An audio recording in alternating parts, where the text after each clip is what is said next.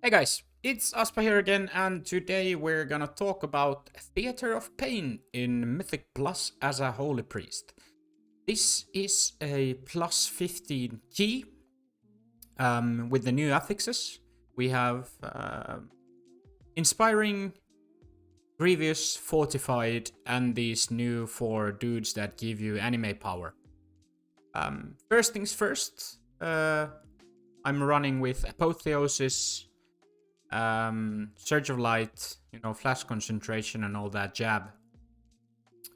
Basically, during Fortified, this first pull is actually one of the tougher ones, especially when the Raging Bloodhorn starts raging Tantrum. As you can see, our mage gets insta-deleted.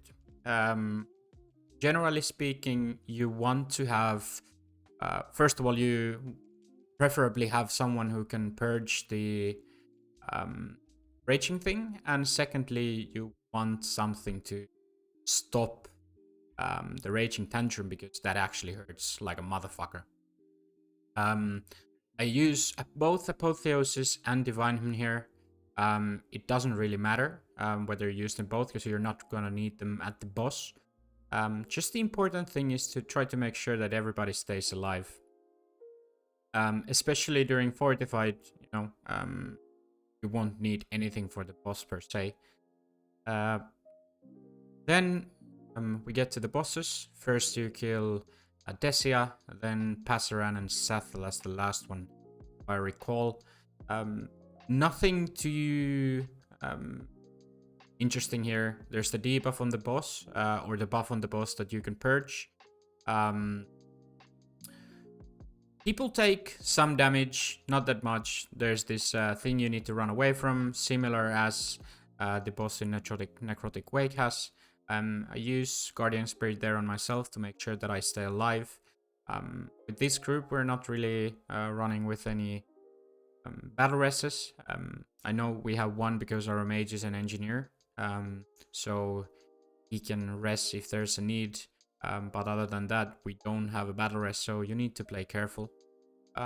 This run is not perfect by any means, but that's just there to show that I'm a human too, and we make mistakes and we try to learn from them. But yeah, move away with the green bad stuff. Stay, you can stay away from the others. Just make sure that everybody's in range. Keep your dots running on the bosses to help out with the damage. In terms of healing, you just get your prayer mending out, preferably on the tank, because that way you always get at least one hit and the charges don't go to waste. Keep your flash concentration stacks up. Use your holy fire. Smite when there's nothing else. Like especially in like Mythic Plus during bosses, smiting is really important. Any help with the damage is always good. I run Divine Star pretty much always in Mythic Plus. I recommend doing that to everybody else too. The reason is that even though Halo would give you like more healing and damage, but you also pull extra mobs in a lot of places, so it's just inconvenient. Another thing is to make sure you use your Covenant abilities. I'm a bit rusty currently, so I'm not using Fleshcraft that much. Casting Unholy Nova pretty much always on cooldown. You get the extra damage, the extra healing, and also to give out lead by example buff. One of the best ways to do it is like, especially during just before pulls, to have everybody to come close to you if you are running as a Necrolord. And then throw out Unholy Nova so you give lead by example to else. One important thing is now, because we don't have Prideful, you don't get the free mana boost from Prides. So one of these mini bosses give out a thing that makes you like drink super fast. So I recommend taking that. Now the Soggodon the Breaker becomes a big AoE, then it pulls everybody in. You need to destroy those things to get it rooted so you can get out of the massive smash. Other than that, it doesn't really do anything. The crush might hurt the tank a little bit, but tank should have their active mitigation up, and that's a no issue whatsoever. So here we get the first powers. Just gonna stop it here for a bit. Increases self-healing by 50%, pretty solid. Upon entering combat, you dodge 2 melee or range attacks against you. I don't really see this seeing use much. And then there's the Stone Ward, shields you for 20% of your maximum health, and this absorb refreshes every 45 seconds. So basically, this is another fleshcraft, and I recommend picking up the Stone Ward, you know, just for extra defensive, basically, because we're quite low on those. Let's go forward a bit. Then we... Okay, back up a little. So we take this route first. Tank goes, picks the first 6 of these mobs. We line of sight them here. Again, make sure people stay alive. Unholy Nova, you know, get out.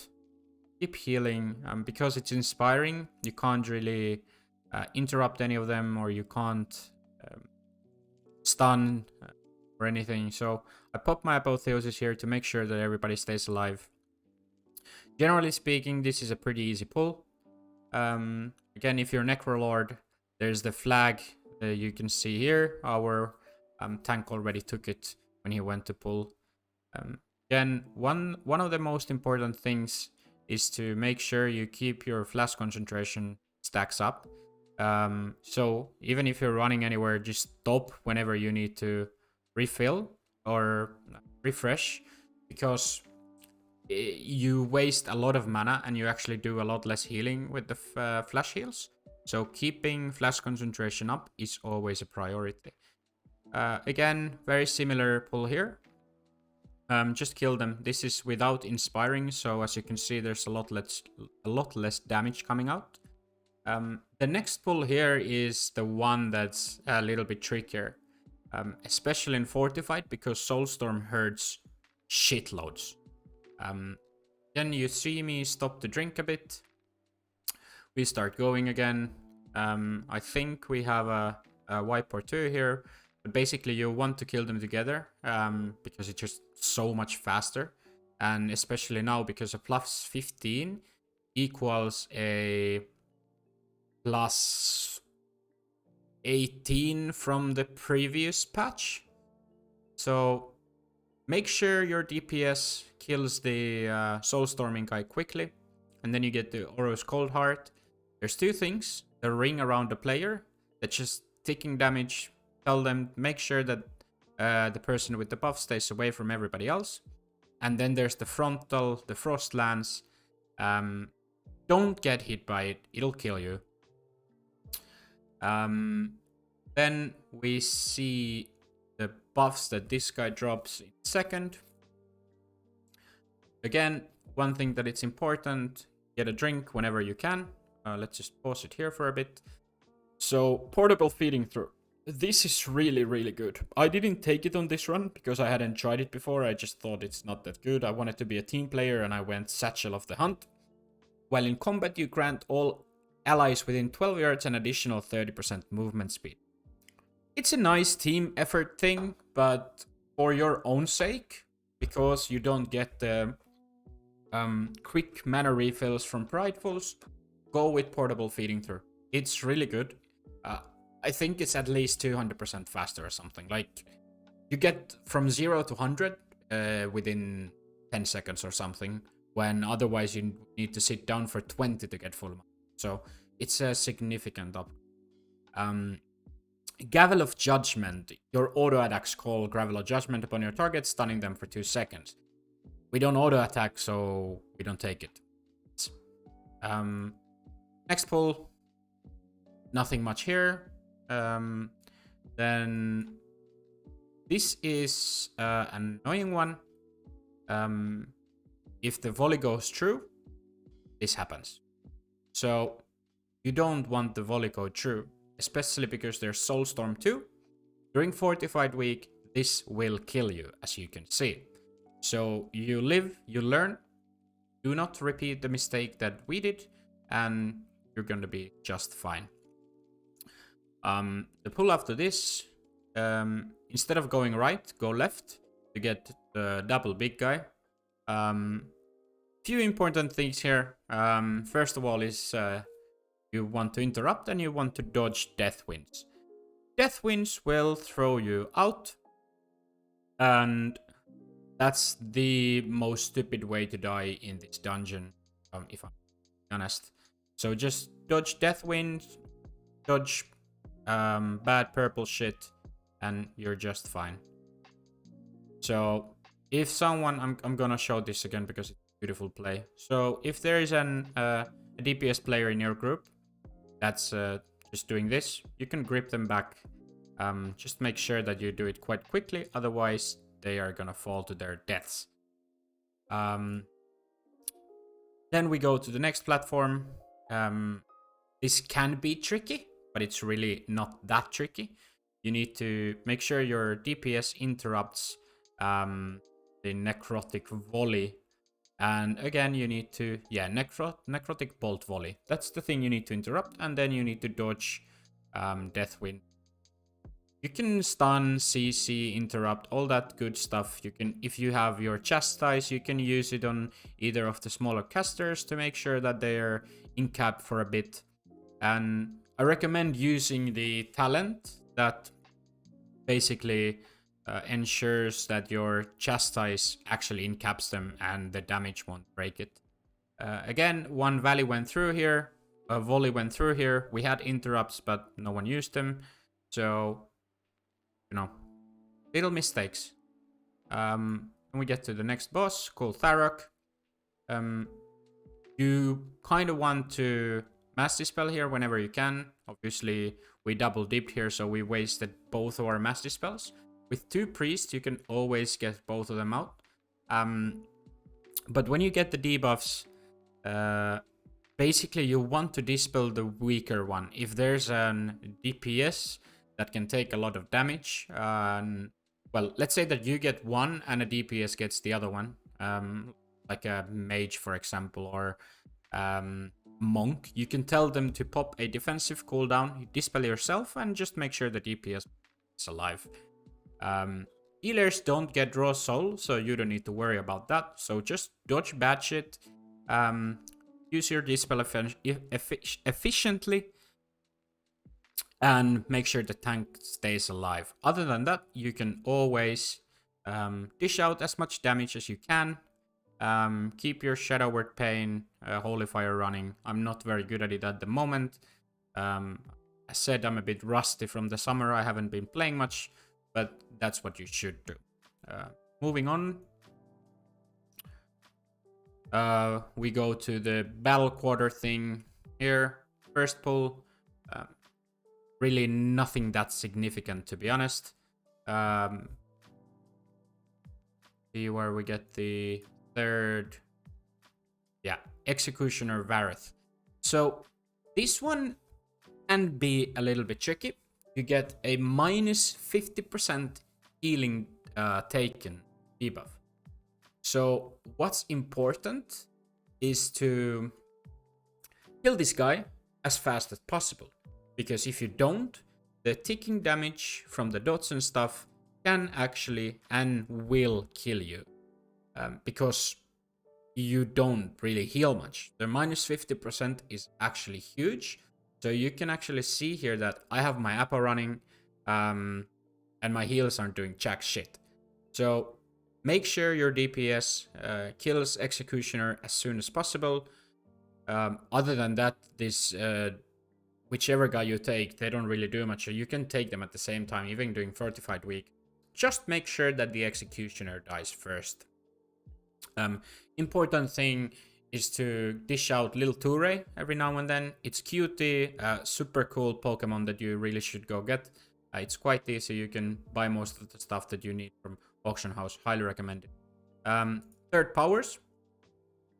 Overflowing Chalice. Healing a target has a chance to generate loose mana, which can be collected to restore 60% of your maximum mana. In a way, this could be useful, especially now because we are mana starving. One of the rare healers that are. I could see this being very valuable, but I most often go for the champion something. which means while above 70% health, your mastery or critical strike is increased by 210. Your highest stat is always chosen. Only pick this if you have enough crit that you get crit. Mastery in Mythic Plus is irrelevant, so you really don't want more mastery, you just want more crit. So if you... And then there's the standing still stores healing equal to 1.5% of your current health every 1 second, up to your maximum. When you move, this energy is spent to heal, blah blah blah. If you can't get the mastery thing, the crit, I would recommend going for the loose mana. Forward. Yeah, now, second big guy, nothing special here. Dodge stuff, if there's an interrupting cast, don't cast during the interrupting roar. And now you're gonna see one of the hardest pulls in this instance. Especially during Fortified. And this is an easy way to get killed, and you're gonna see why. If you have an DK, the captain becomes an irrelevant thing, but because it's inspired, the conscripts basically one-shot people. You get Jack Quarrel or 2 shots and boom, you're dead. So what happens here is that we actually wipe because of it. I'm trying to pump out as much as I can, but as you can see, that doesn't really help, and we're dead. So what you can do is you shackle the captain and pull the other things away or something like that. But this is a tricky pull. Then once you get through the captain, it comes really easy because you can stun them. You know, you have the plumage from your DPS, so they just jump around without doing. Next warrior dude. Nothing really interesting, to be fair. Heal, damage. No. Easy peasy lemon squeezy. Xav the Unfallen.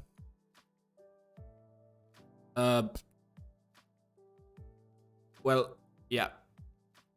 You basically need to kill the banner as quickly as possible. Slows down movement speed. As you know, Holy Priest is a very immobile class. We only have feathers. Unless you're Night Fae, then you can jump around. And like from this perspective, Night Fae Goblin would be the best because you have the rocket jump, you get the Night Fae jump, and so on. So that's really helpful.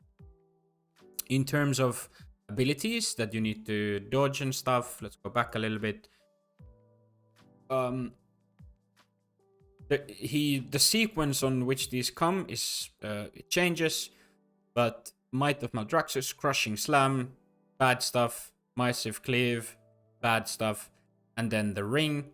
This is also an interrupt, so do not cast during the deafening thing. Then we get to the last quarter. These, basically when you're killing these packs, you want to stack. Because they're jumping around, and if they're jumping around constantly, you can't really do much. So stick together, stun, use CC, and just make sure that everybody stays alive. We shackle the Disgusting Refuse or Incapped to make sure that we don't need to deal with the Inspiring at the same time, so we just send them away and kill these guys before we kill that guy. Then we go forward. Lighted Sludge Spewer, Butcher, and another Spludge Spewer. The Decaying Filth thing hurts. You get the debuff that's minus healing, minus damage, and everything. So you want to kill the Inspired mob as soon as possible, because otherwise these stacks are going to pile up and it's going to end up bad. Fourth, Power Dude, Incinerator, Arkolath. What I recommend doing is to stay away from everybody else. You know, there's not that much space and bad shit fills the ground. If the debuffs start, you can dispel the debuffs. And actually it dies a bit too fast here. Show you the thing. So the magic debuffs you can dispel. I didn't feel like I need to dispel them that much. It doesn't really hurt that much on this plus 15, but obviously I'm playing with my Mythic rating friends. We're all very geared and they're doing quite a lot of damage. If you don't have high damage in your group, this might take a longer time, so using Master Spell, especially if everybody gets a stack, is quite useful. We get the last set of powers here. First is Pedestal Utter Hubris. Your haste is increased by 12% while in combat, but you burn for 5% of your maximum health every 3 seconds. Could be good, but you also need to be healing yourself quite a lot when that happens-ish. Then there's the Champion's Brand. The same crit mastery thing.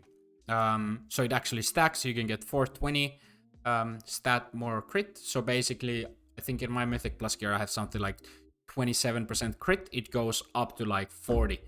So it's actually quite significant. More crit, more haste.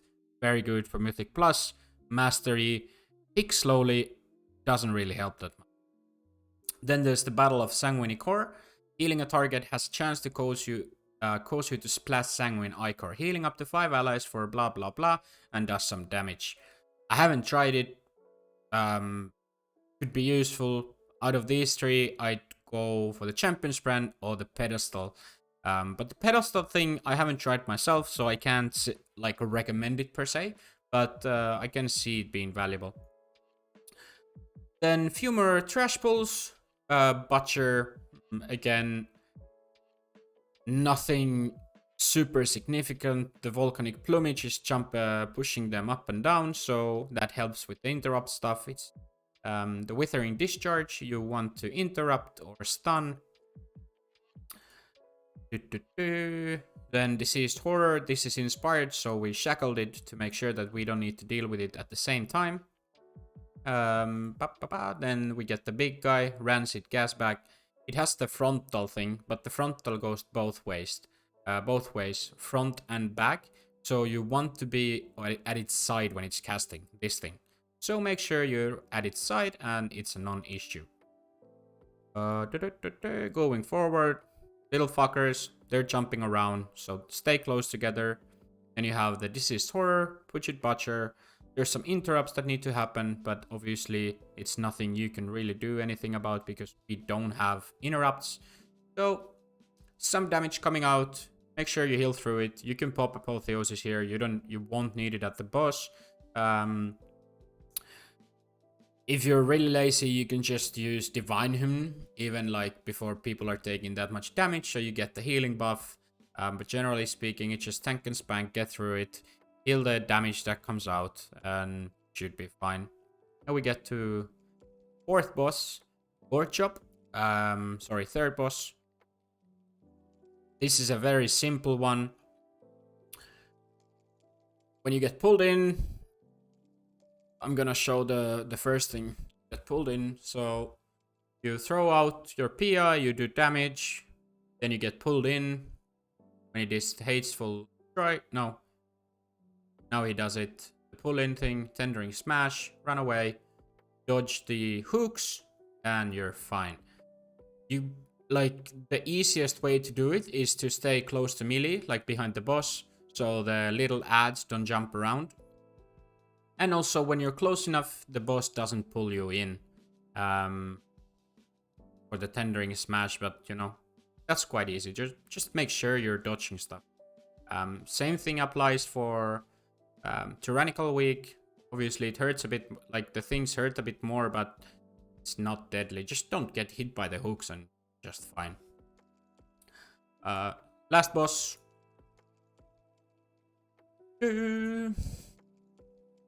Oh yeah, this one goes away quickly.